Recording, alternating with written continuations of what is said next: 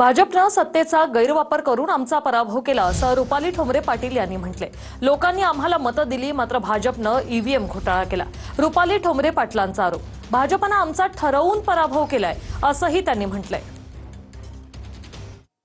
आमचा जो पराभव केलेला आहे तो भाजपने जो ईव्हीएम मशीनचा घोटाळा, 1 2 भाजपने जे विरोधी पक्षातले आहेत त्यांचं केलेलं विभाजन, याच्यामुळे लोकांनी जो आम्हाला मशीनमध्ये कल दिला तो कलच त्यांनी बदलला।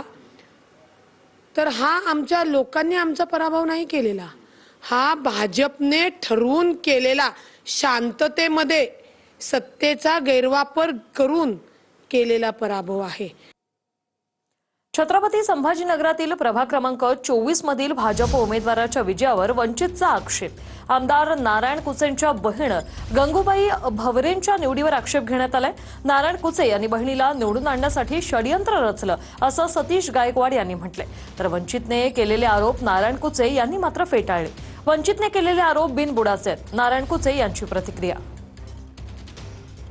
भाजप सरकारचा जो आमदार आहे नारायण कुचे, त्याची बहीण त्या ठिकाणी आमच्या विरोधात उभी होती आणि त्याला निवडून आणण्यासाठी ह्या हरामखोर नारायण कुचेंनी त्या ठिकाणी जे षडयंत्र रचलं, बोगस वोटिंगच्या माध्यमातून त्यांना जालना या ठिकाणी 2000 मतदान या ठिकाणी आणलं।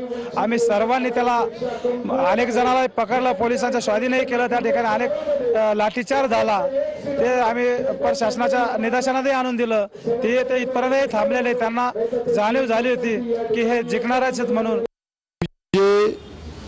काही शेप 100, 10, 20 मताचा नसून हजाराच्या लीडनं निवडून आलेले 4 उमेदवार। आरोप करण्यामध्ये काहीतरी तथ्य असलं पाहिजे। निवडणूक आयोगाला तक्रार केली पाहिजे, रिकाउंटिंग केली पाहिजे।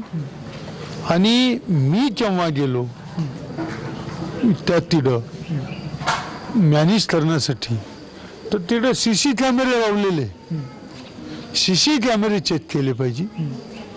विनाकारण बिनबुडाचे आरोप करून बदनाम करण्याचं काम सगळे विरोधी पक्ष करू लागले, कारण की त्यांनी कधी निवडणुकीत हारच नाही पाहिजे।